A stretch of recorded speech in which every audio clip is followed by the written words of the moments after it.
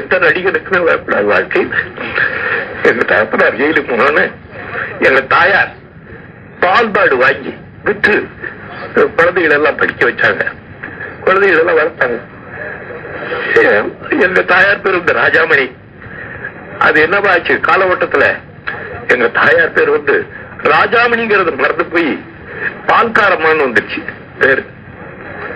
என்ன செய்வாங்க, தன்னுடைய கணவரும் ஜெயில இருக்காரு, பிரதர்ஸும் யாரும் கவனிக்கிறது இல்ல, குழந்தைகள் நாங்க வந்து 4 பேரு, இவங்க 4 பிள்ளைகளை கவனிக்கிறோம். அது என்ன செய்வாங்க, அதனால பால் மாடு வச்சு எங்களை எல்லாம் வளர்த்தாங்க. வளர்த்து நாங்களும் ஓரளவு அப்படி இப்படி மேல வந்தோம். விடுதலைக்காக பாடுபட்டவங்களுடைய நிலைமையெல்லாம் எப்படி இருந்திருக்கு, அவங்களுடைய குடும்பத்துடைய நிலைமை எப்படி இருக்குங்கிறத எல்லாரும் இந்த காலத்துல கொஞ்சம் சீர்தூக்கி பார்க்கணும். எங்க நாராயணசாமி சுதந்திரம் ஏன் கிடைச்சதுன்னு ரொம்ப பேர் கேட்கலாம், பைத்தியக்காரனுங்க. சுதந்திரம் நமக்கு என்ன பண்ணிச்சுன்னு கேட்கலாம். இந்த நாட்டுக்கு நீ என்ன பண்ண அப்படிங்கறது போக இந்த நாடு எனக்கு என்ன பண்ணிச்சுன்னு கேட்கலாம். சோம்பேறியா இருந்துகிட்டு வேலையே செய்யறது இல்ல. அவனுக்கெல்லாம் சுதந்திரம் சோறு போடுமா என்ன? சும்மா கிடைச்சதா சுதந்திரம்? கண்ணீர் விட்ட உலகம் சர்வேசா, கண்ணீரால் காத்தோம். தண்ணீர் விட்டு வளர்த்தோம் சர்வேசா, இப்பயிரை கண்ணீரால் காத்தோம். அவங்க மாதிரி எவ்வளவோ கட்டப்பட்டு பெரியவங்களா உண்டாக்குனது சுதந்திரம். அதுக்காக எத்தனை குடும்பங்கள் கட்டப்பட்டிருக்கு. உதாரணம் நான் இருக்கனே போதாதா, என்ன பாத்துக்கங்க. அப்பா வரப்பா 4.5 வயசுல எங்க அம்மா எங்க அப்பாவை அறிமுகப்படுத்துற, ஐயா இதுதான் உங்க அப்பான்னு. யாருக்காவது இந்த நிலைமை ஏற்பட்டிருக்கா எந்த குடும்பத்துக்காவது? அப்பதான் எங்க அப்பாவை தெரியும் எனக்கு 4.5 வயசுல. அதுக்கப்புறம் எனக்கு எப்பவுமே அது விடுங்க பரிசலா ஐயா போவானே.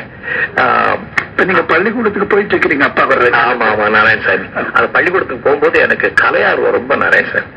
எனக்கு கலை மீது ரொம்ப பைத்தியானாக்க அங்க வந்து கிறிஸ்து பள்ளிக்கூடத்துல பாடுறதும் பேசுறதும் நாடகம் போடுறதும் எனக்கு ரொம்ப பிரியம். அந்த நேரத்துல தான் எங்க தகப்பனார் வந்ததுக்கு அப்புறம் கொஞ்சம் கொஞ்சமா எனக்கு 7 வயசு வரைக்கும் ஆச்சு. இந்த 7 வயசுல ஒரு நாள் எங்க வீட்டுக்கு முன்னால இந்த கம்பளத்தார் கூத்துன்னு சொல்லுவாங்க முன்ன, அது வந்து கட்டபொம்மன் நாடகம். கட்டபொம்மன் நாடகம் நடக்குது. அது கம்பளத்தார் கூத்துங்கிறது ஒரு வகையான கூட்டா அல்லது ஒரு குறிப்பிட்ட? கம்பளத்தார் கூத்துங்கிறது இந்த கட்டபொம்மனை தான் நடத்துவாங்க. என்ன கட்டபொம்மனே கம்பளத்தார் தானே, கம்பளத்து நாய்க்கர் தானே. கம்பளத்தார் வந்து 47வது தலைமுறை கட்டபொம்மன். 47 தலைமுறைக்கு முன்னாலே தமிழ்நாட்டுக்குள்ள வந்தவங்க அவங்க. யாரோ நம்ம பாண்டியராஜா ஒரு தலை வந்து ஒரு பயில்வானே சுவீகாரம் எடுத்துக்கிட்டு அவர் பக்கத்துல வச்சுக்கிட்டாராம். அவர் வந்து பெரிய தீவிட்டு கொள்ளக்காரங்களா பிடிச்சாராம். ஆனால் அவர் சுவீகாரம் பண்ணிக்கிட்டு அவருக்கு வேணுங்கிறத பண்ணி கொடுத்தாராம். அந்த பாஞ்சாலம் முடிச்சு பக்கம் அந்த பரம்பரையில வந்தவன் தான் கட்டபொம்மன். கட்டபொம்மன் 47வது தலைமுறை அப்படின்னு சொல்லுவாங்க. அவன் தான் வெள்ளையனை எதிர்த்து போராடுறான் அப்படின்னு சின்ன பிள்ளைகள் நமக்கு சொல்லுவாங்க. அதனால எங்க தகப்பனாருக்கு ரொம்ப பிரியம். அந்த நாடகத்தை நானும் போய் பார்த்துட்டு இருந்தேன். அப்பெல்லாம் இந்த நாடகத்துல இருக்கிற சின்ன சின்ன பிள்ளைங்க எல்லாம் அவங்க கொண்டு வர மாட்டாங்க. அங்க உட்கார்ந்து இருக்க குழந்தைகள் இருக்குல்ல, அததான் புடிச்சு வச்சுக்குவாங்க. ஆடியன்ஸ்ல இருந்து புடிச்சு வச்சுக்குவாங்க. அப்ப நான் முன்னால உட்காந்து பாத்துட்டு இருந்தேன். பார்த்த உடனே என்ன பிடிச்சு இந்த வெள்ளக்கார பட்டாளம் இல்ல, யாரு எங்க அப்பாவுக்கு எதிரியோ அந்த பட்டாளத்தை கொண்டுட்டு போய் என்ன நிறுத்தி என்னையும் நடக்க வச்சுட்டான். நடந்து பார்த்துட்டு வந்தோடனே பசங்கள்லாம் ஜனங்கள்லாம் ஒரே கிளாப்ஸ். நான் வந்து நாடகம் பார்த்துட்டு வீட்டுக்கு வந்தேன். வீட்டுக்கு வந்த உடனே எங்க அப்பா என்ன முதுகுல கிளாப்ஸ் கொடுத்தாரு. கூத்தாடி பயல இதே சொன்னாரு. அவருக்கு என்ன தெரியும் நான் பின்னால கூத்தாடியா வேட்டு. அன்னைக்கு சொன்னாரு, அடே கூத்தாடி பயல உனக்கு என்ன தைரியம் தான் நீ போய் அந்த கூத்தாடுவ அப்படின்னு சொன்னாரு. ஆனா அதுவே எனக்கு நான் அதையே நினைச்சுக்கிட்டு நான் வந்து ஜுரமா படுத்துட்டு எனக்கு என்ன போச்சு, எனக்கு என்ன அபிப்பிராயம் வந்துச்சு, என்னடா இது நம்மளும் ஆக்டரா என்ன அப்படிங்கிற ஒரு எண்ணம். அது மட்டும் இல்ல, சுதந்திர வெறி வேற என் மனசுல. நாட்டுப்பட்டு இருக்குது, நடிக்கணும்னு இருக்கு. நம்ம எப்ப ஏன் கட்டபொம்மன் ஆகக்கூடாது அப்படின்னு நினைச்சுக்கிட்டே இருந்தேன். அந்த நேரத்துல அந்த யதார்த்த பொன்னுசாமி புள்ள நாடக கம்பெனி பேர் வந்து மதுரை ஸ்ரீ பாலகான சபா. அது வந்து அங்க திருச்சியில முகாமிட்டு அவங்க முகாமை தூக்கிட்டு கிளம்புறாங்க. அந்த நேரத்துல நான் ஓடி போய் தெருவில நின்றுட்டு இருந்தேன்.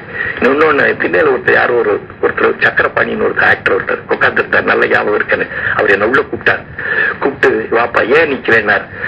நான் நாடகம் இல்ல சேரணுங்க அப்படின்னு சொன்னேன். நாடகம் இல்ல சேரணும்னா அதுக்கு பாட்டெல்லாம் பாடணுமேப்பா அப்படின்னா. நல்லா பாடுவாங்க அப்படின்னு. நல்லா அப்ப நான் உண்மையிலேயே நல்லா பாடுவேன். ஆமாமா நான் நல்லா பாடுவேன். யாரு நான் நல்லா பாடுவேன், நல்லா டான்ஸ் ஆடுவேன். இப்ப கத்துக்கிட்டேன் எல்லாத்தையும். இல்ல அப்ப இந்த இளம்பிள்ளையில பாடுவேன் சார், கட்டபொம்மன் பாட்டெல்லாம் பாடுவேன். அங்க போய் சரி பாடியா வந்து பாடு அப்படின்னாரு. உடனே பழனி வேலை இது தஞ்சம்னு ஏதோ ஒரு பாட்டு பாடுனேன் நான். பாட்டு ரொம்ப நல்லா இருந்துச்சு. சேர்த்துக்கிட்டு உளறி வச்சுக்கிட்டாங்க வெளியே விடாம. ஏன்னா அந்த பயலை விடக்கூடாது. அப்போ பாட்டுறதுக்கு கொஞ்சம் நல்லா இருப்பேன். இப்ப என் மூஞ்சிய பார்த்து நான் ஒண்ணும் தப்பா நினைக்காதீங்க. சின்ன பிள்ளைகள் நான் அழகா இருப்பேன். எல்லாரும் இந்த நாடக கம்பெனி கிளப்பிக்கிட்டு வெளியூர் போகும்போதுதான் காக்கா ராதாகிருஷ்ணன் என்ன பார்த்தாரு. எங்கடா இங்க வந்த கணேசா அப்படின்னாரு. தயவு செஞ்சு வெளியே சொல்லாத, நான் தெரியாம வந்து சேர்ந்துட்டேன் அப்பா அம்மா. ஏன்னா நான் அப்பா அம்மா இல்லைன்னு சொல்லிட்டு சேர்ந்திருக்கேன். நாடகம் ஆமா சார், நான் ஒரு அனாதைங்க, எனக்கு அப்பா அம்மா கிடையாது, என்ன நாடகத்துல சேர்த்துக்குங்க அப்படின்னு. அதனாலதான் சேர்த்துக்கிட்டாங்க.